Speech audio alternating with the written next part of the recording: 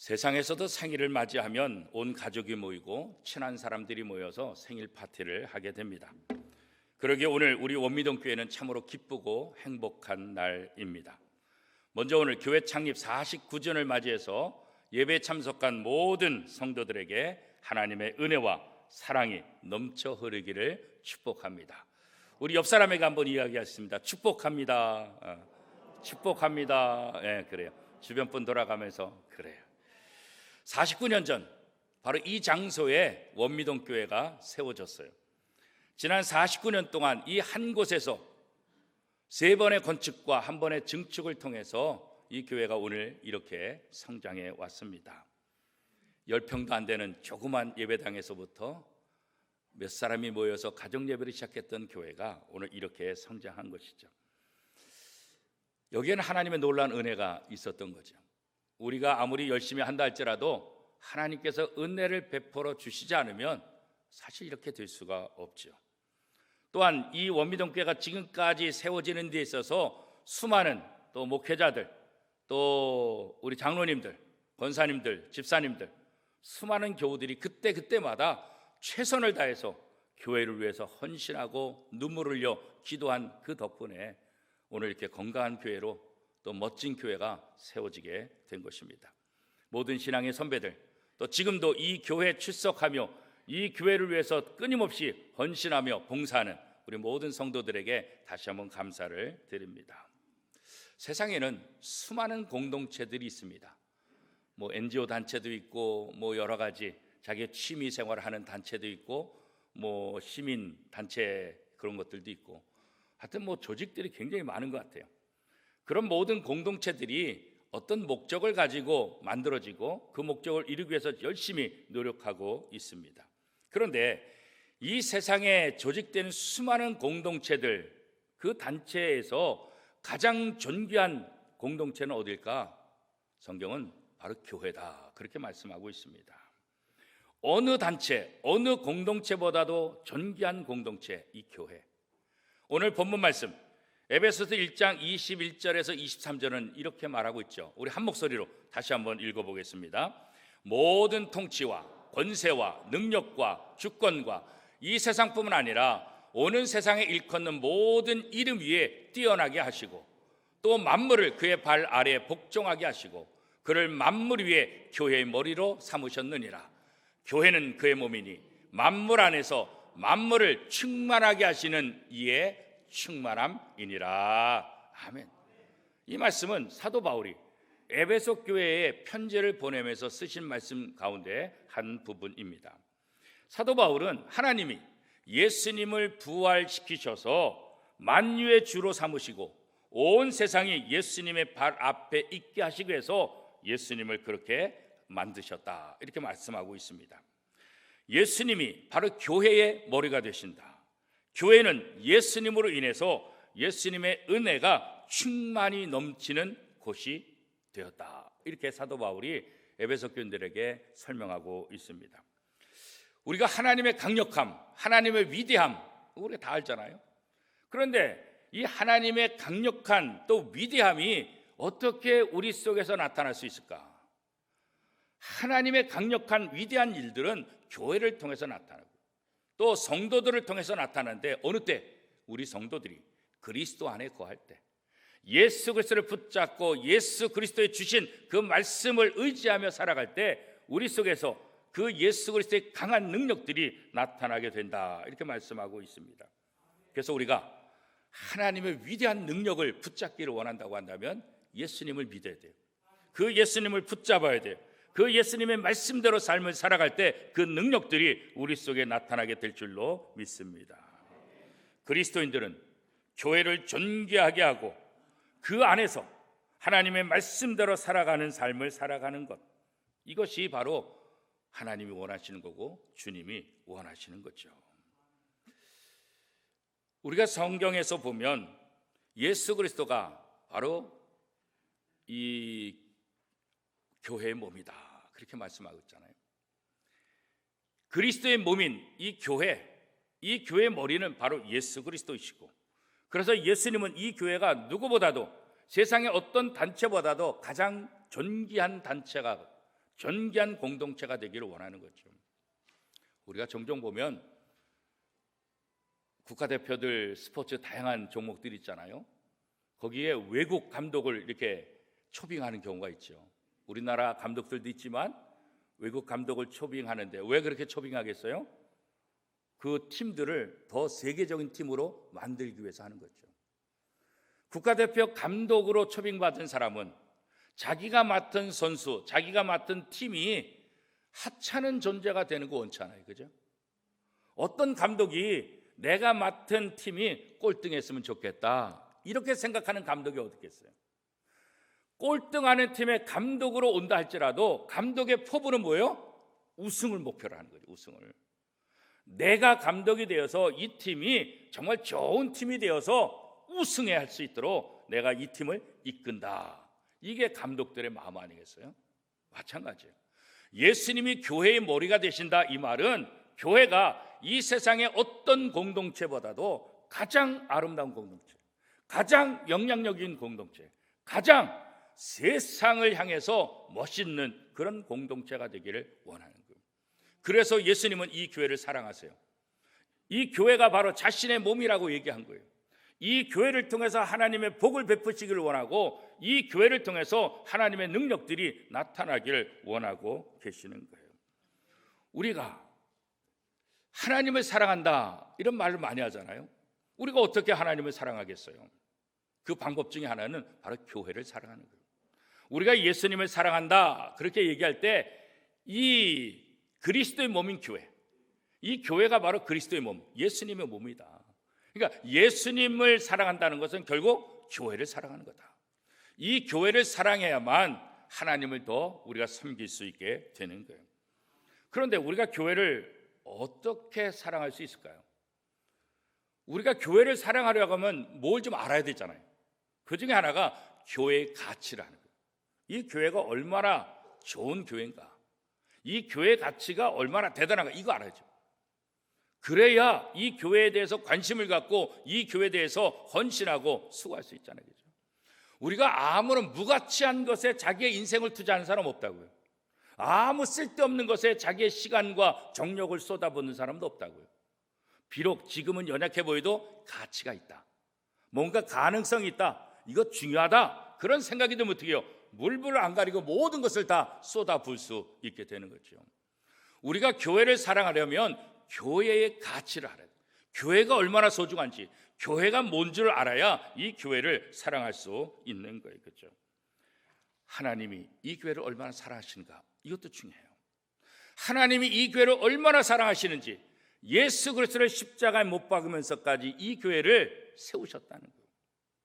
자신의 생명을 다해서 이 교회를 세우셨기 때문에 하나님은 누구보다도 이 교회를 사랑하신다. 그래서 우리가 하나님을 사랑하고 예수님을 사랑하기 위해서 가장 중요한 것은 뭐냐? 눈앞에 보이는 이 교회, 그리스도의 몸인 이 교회를 사랑할 때 그것이 바로 하나님을 사랑하고 예수님을 사랑하는 것이다, 이렇게 얘기할 수 있지요. 사도행전 20장 28절 말씀 제가 세 번역으로 읽어드릴게요. 여러분은 자기 자신을 잘 살피고 양떼를 잘 보살피십시오. 성령이 여러분을 양떼 가운데서 감독으로 세우셔서 하나님께서 자기 아들의 피로 사신 교회를 돌보게 하셨습니다. 하나님께서 수많은 사람들을 이 교회에 보내시고 이 교회를 어떻게 해요? 돌보게 하셨다. 예수님을 통해서 부름받은 제자들, 또 사도들, 하나님께서 그들을 통해서 교회를 돌보게 하셨다, 그런 거예요.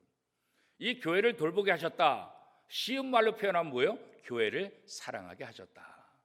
그럼 예수님의 제자들만 그러냐? 사도들만 그러냐? 그렇지 않아요. 넓은 의미에서 우리는 다 예수 그리스도의 제자고 우리는 다 예수님으로부터 보냄을 받은 사도라, 이렇게 말할 수 있지요. 교회는 예수님의 피로 값주고 사신 존귀한 공동체다. 그래서 교회가 가치가 있는 거예요. 하나님은 교회를 세우시기 위해서 예수님을 이 땅에 보내시고 예수님을 십자가에 못 박으셨어요. 예수님이 인간의 죄를 해결하기 위해 십자가에서 물과 피를 흘렸다고 말씀하고 있어요.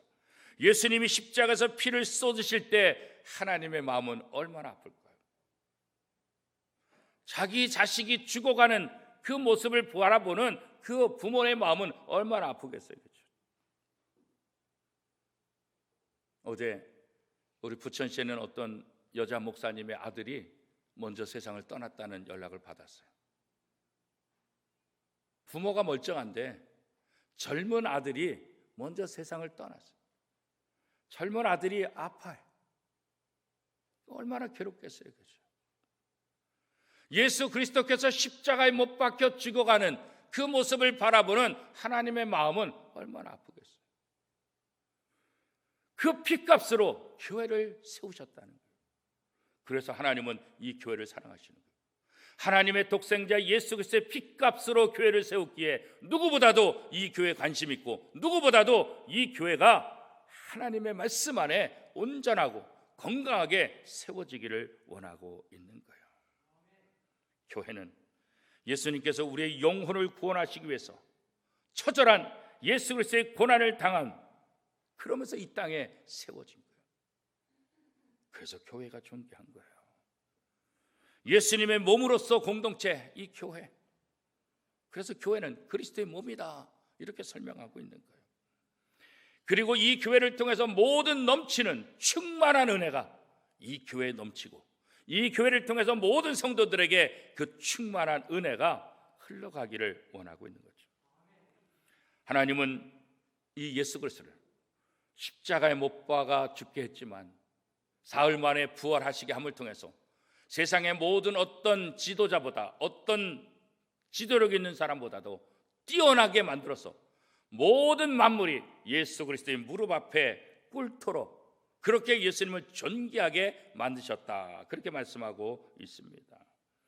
예수님은 전능하신 하나님, 예수님이 가지고 있는 그 영향력, 그 파장들은 이 교회를 통해서 우리가 무엇을 어떻게 할지 그것을 통해서 분명하게 드러나게 되는 어마어마한 힘이 있는 거죠. 온 민족과 세계를 살리는, 구원할 수 있는 그 능력이 바로 이 예수 그리스도의 피 가운데 있는 것 아니겠어요? 그래서 하나님은 이 교회를 통해서 모든 사람들의 영혼을 살리는 노아의 방주처럼 생명을 살리는 그런 교회로 삼아 주셨다는 거예요. 그러니 교회가 얼마나 존귀한 공동체겠어요. 여러분, 세상 어디서 생명을 살리겠어요, 그렇죠? 생명을 살려 병원에서 수술을 받아서 살아날 수 있을지 모르지만 영원히 사는 데는 아무도 없잖아요. 교회만이 우리의 생명을 영원하게 만들 수 있다고 성경이 이야기하고 있는 거예요.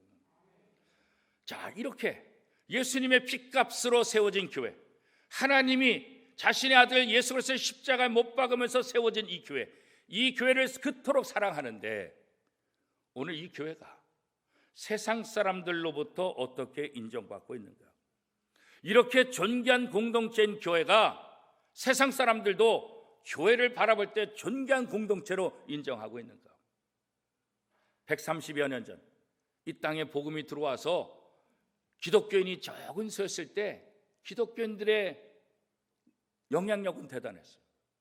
교회 수는 적지만, 믿는 사람의 수는 작지만 세상 사람들로부터 인정받았어요. 교회는 다르다. 예수 믿는 사람은 다르다. 예수 믿는 사람은 거짓말하지 않는다. 예수 믿는 사람은 분명하다. 예수 믿는 사람은 믿을 만하다. 교회는 정말 착한 사람들이 모였다. 세상 사람들이 그렇게 평가했어요. 그리고 교회 다니는 사람을 존중해주고, 교회 다닌다고 한다면 인정해주고. 오늘 요즘에는 어떨까요? 우리가 어디 나가서 나 교회 다녀요, 그러면 어떻게 해요? 참 훌륭한 분이, 이렇게 얘기할까요? 내가 예수 믿는다고 어디 가서 얘기하면 정말 존중받으며 인정받고 있나요? 사실 그렇지 못해요. 왜 그럴까요? 하나님이 세우신 교회, 예수 그리스도의 피값으로 세워진 이 교회, 이 존귀한 공동체, 이 교회가 왜 세상 사람들에게 신뢰받지 못하고 왜 세상 사람들에게 인정받지 못할까요? 그것은 우리들 때문에 그런 거예요. 교회 다니는 사람들 때문에 그런 거예요. 교회 다니는 사람들이 세상 사람과 별 차이가 없어요. 아니, 세상 사람보다 더 악해요. TV 뉴스를 통해서 거대한 범죄 조직이라든가 어떤 사고를 친 사람들 보면 예수 믿는 사람들이 참 많아요. 교회 지도자급에 있는 사람 많아요. 목사들도 문제를 일으키고 장로들도 문제를 일으키고 교회 오랫동안 다녔던 사람도 문제를 일으키고, 그러니까 세상 사람들이 그런 뉴스를 바라보면서 교회 다녀봤자 아무 소용이 없네. 교회는 거룩한데, 교회는 존귀한 공동체인데 교회 다니는 사람들이 변화되지 않고 교회 다니는 사람들이 제대로 된 삶을 살지 못하니까 하나님을 바라보지 못하는 거예요. 우리 지금 조명이 다 켜 있지만 이 조명을 가려보세요. 그러면 조명을 켰어도 조명을 가리게 되면 어두울 수밖에 없는 거예요. 바로 그것을 가리는 이 사람들의 문제 때문에 세상 사람들이 하나님을 보고 싶어도, 세상 사람들이 교회를 보고 싶어도 교회 다니는 사람이 그것을 가려서 하나님을 못 보게 하는 거예요. 교회를 보지 못하게 하는 거예요. 그게 바로 우리들의 잘못이죠. 교회 다니는 사람들이 세상 사람과 휩쓸려서 세상의 지배를 받지 말아야 되고, 교회 다니는 사람들이 세상을 변화시켜야 될 사명이 있잖아요. 예수 믿는 사람들이 사는 가정은 뭔가 다르다. 예수 믿는 사람들이 경영하는 사업은 다르다. 예수 믿는 사람들이 경영하는 음식점은 다르다. 예수 믿는 사람들이 하는 일은 다르다. 이렇게 인정받아야 되잖아요. 그런데 사실 너무나 안타까운 것은 그렇게 인정받지 못하기 때문에 그런 거죠. 마태복음 5장 13절 말씀에 너희는 세상의 소금이니 소금이 만약 그 맛을 잃으면 무엇으로 짜게 하리요? 후에는 아무 쓸데없어 다만 밖에 버려져 사람에게 밟힐 뿐이니라. 자, 소금의 역할은 뭐예요? 맛을 내는 거잖아요. 소금의 역할은 뭐예요? 부패를 방지하는 거잖아요. 그런데 소금이 그 맛을 잃으면, 그 기능을 잃으면 어떻게 돼요? 누가 그 소금을 쌓아두겠어요? 다 버려버리지. 그리고 사람들의 발에 밟힌다는 거지. 오늘 교회가 교회의 사명을 잃어버리니까, 오늘 성도들이 그 맛을 잃어버리니까 세상 사람들에게 밟히는 거예요. 세상 사람들에게 손가락질 당하고 세상 사람들에게 신뢰를 받지 못하는 거예요. 우리가 소금의 역할을 감당하기를 원한다고 한다면 소금의 그 맛을 회복해야 돼요. 맛을 내는 삶을 살아야 돼요. 부패하는 것을 막는 그런 삶을 살아야 돼요. 소금의 진정한 그 의미, 그 역할을 회복할 때 세상 사람들이 우리를 통해서 하나님을 보고 우리를 통해서 하나님의 나라를 보게 될 것입니다. 오늘 수많은 교회가 맛을 잃어가고 있다는 거예요. 오늘 예수 믿는 많은 사람들이 있는데 이 맛을 잃어가고 있기 때문에 세상 사람들에게 인정받지 못하는 거예요. 오늘 창립 49주년을 맞이하는 우리 교회는, 우리 원미동교는 어떤가요? 이 지역 주민들에게 어떻게 인정받고 있을까요? 신뢰받고 있을까요? 아니면 맛을 잃은 소금과 같이 취급을 당할까요? 오늘 이 예배당에 앉아있는 저와 여러분이 믿지 않는 일반 사람들이 우리를 바라볼 때 어떻게 생각할까요? 야, 역시 교회 다니니까 달라. 역시 하나님 말씀대로 사니까 저 사람 봐, 우리하고는 전혀 다르잖아. 나도 한번 교회 다녀보고 싶어. 나도 한번 예수 믿고 싶어. 이런 소리를 하고 있습니까? 나는 세상 사람들에게 어떤 영향력을 주고 있습니까? 오늘날 주님의 몸된 교회의 본질과 사명을 망각한다고 한다면 교회가 교회 역할을 하는 거 아니죠. 성도라고 말할 수 없는 거죠. 오늘날 많은 사람들이 교회를 이용하고자 하는 사람도 많아요. 교회를 통해서 자기의 목적을 얻고자 하는 사람이 많아요. 교회 사람들과 친교를 통해서 자기의 어떤 이익을 얻으려고 하는 사람도 참 많죠. 물론 그럴 수 있겠죠. 그러나 본질을 잃어버려서는 안 되는 거예요. 내가 성도로서, 내가 교인으로서 내가 해야 될 역할이 무엇인지를 분명히 알아야 되는 거예요. 교회는 세상을 변화시켜야 돼요. 교회가 세워진 그 지역에 범죄가 사라지고 타락한 문화가 정화되는 일들이 일어나야 되지 않겠습니까? 하나님을 모르는 사람들이 우리를 통해서 하나님을 알고 하나님께로 돌아온 역사가 일어나야 되지 않겠습니까? 이 일을 감당하라고 우리를 부르셨다라고 성경은 말씀하고 있는 거예요. 예수님께서 제자들을 보내시고 사도를 보내셔서 곳곳마다 교회를 세우셨어요. 이렇게 세워진 교회는 바로 주님이 세우신 교회요, 주님이 파송하신 교회라는 거예요. 이 파송받은 사도들을 통해서, 제자들을 통해서 교회마다 놀라운 역사가 일어나게 된 거죠. 교회는 목회자만 열심히 해서도 안 되고 성도들만 열심히 해서도 안 되죠. 교회는 목회자와 성도 모두가 함께 협력해야 되는 거예요. 목회자는 목회자의 사명을, 성도들은 성도들의 사명을 충실하게 수행할 수 있어야 돼요. 요한복음 20장 21절 말씀에 보면 예수께서 또 이르시되 너에게 평강이 있을지어다. 아버지께서 나를 보내신 것 같이 나도 너희를 보내노라. 예수님도 자기의 뜻대로 한 것이 아니라 하나님 아버지의 부름을 받아서 이 땅에 왔다는 거예요. 마찬가지로 예수님도 이제 12제자를 선택하시고 그들을 세상 속에 다시 파송한다는 거죠. 오늘 저와 여러분도 우리 의지로 여기 온 것이 아니라 하나님의 부르심을 받고 하나님의 파송을 받은 사람이다. 이 생각을 갖고 있어야 된다는 거죠. 그리스도의 몸인 교회가 유기적인 공동체로서 건강하게 성장하기 위해서는 바로 목회자와 성도, 이 두 그룹이 합력해야 되는 거예요. 우리가 수레바퀴 두 개가 있을 때 하나는 크고 하나는 작으면 잘 굴러갈 수 있어요? 못 굴러가죠. 똑같은 크기로 똑같이 돼야 이 수레바퀴가 잘 굴러갈 수 있는 거죠. 그렇죠? 바로 목회자와 성도들이 이렇게 합력해서 교회를 건강한 교회로 세울 수 있게 된다는 거죠. 저도 이제 외국에 나가거나 또 외국에서 잠시 살 때 이렇게 보면 한국 자동차보다는 일본 자동차가 눈에 참 많이 띄어요. 또 주변 사람들 이렇게 보면 일본 자동차 중에서도 도요타 자동차들을 굉장히 많이 사용해요. 우리나라 사람들도 보면 도요타 자동차를 끄는 사람이 많아요. 지금은 좀 많이 달라졌죠. 그런데 많은 전 세계 사람들이 왜 도요타 자동차를 그렇게 신뢰할까? 그것은 품질에 있어서 인정을 받기 때문에 그렇더라고요. 도요타 자동차는 품질 부분에 있어서 불량률이 거의 없다. 사실 이것을 이렇게 인정받기 위해서 하루아침에 된 건 아니잖아요. 수없는 시간 동안 도요타 자동차는 공정하는 모든 처음 시작할 때부터 어떤 문제가 발생하면 왜? Why? 이 5번 한다는 거예요. 왜 이런 일이 일어났을까? 왜 이런 문제가 발생했을까? 왜 이렇게 됐을까? 그래서 5way를 늘 기본으로 하면서 불량률 0%에 도전하는, 끊임없이 그렇게 하다 보니까 세상의 자동차를 타는 사람들에게 그렇게 인정을 받을 수 있다는 거죠. 신뢰를 갖게 된다. 도요타 자동차 그러면은 신뢰를 갖는 거예요. 자, 그러면 오늘 우리 교회는 어떻습니까?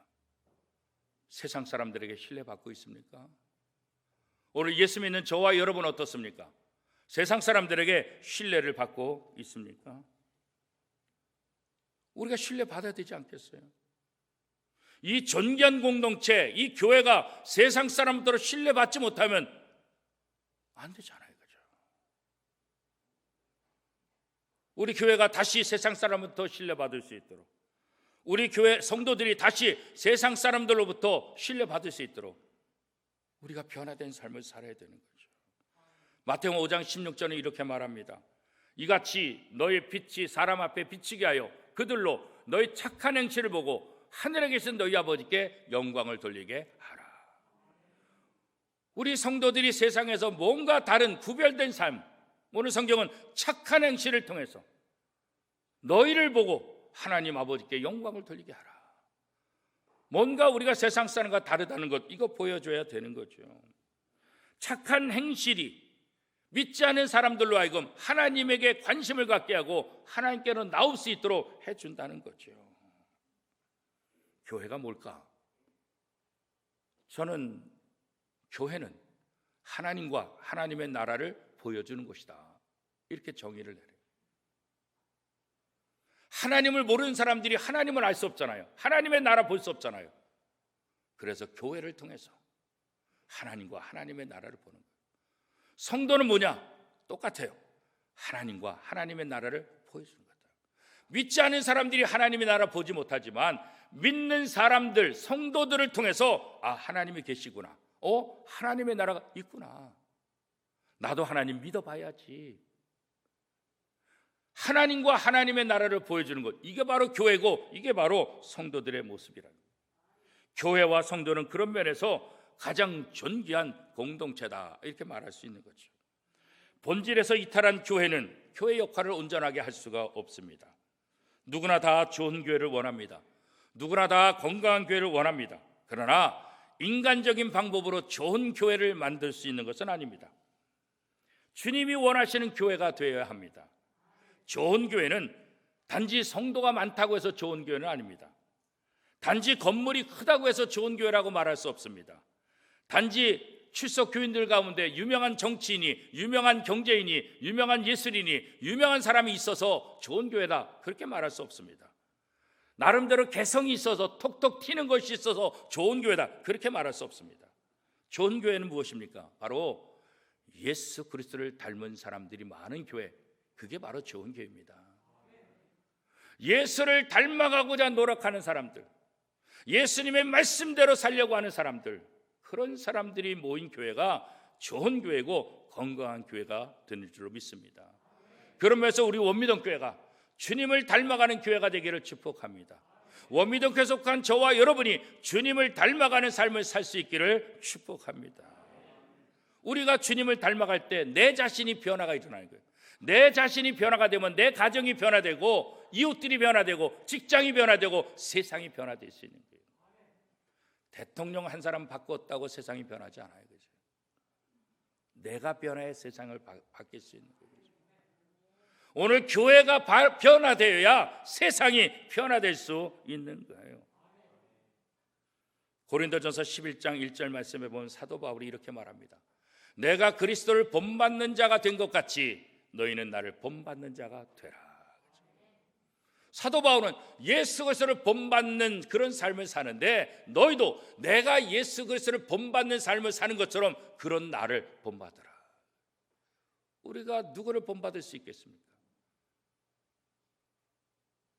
사람을 바라보면 실망투성이, 사람을 바라보면 처음엔 좋은 것 같은데 나중에는 실망하고 배신감을 당하는 경우가 얼마나 많이 있어요.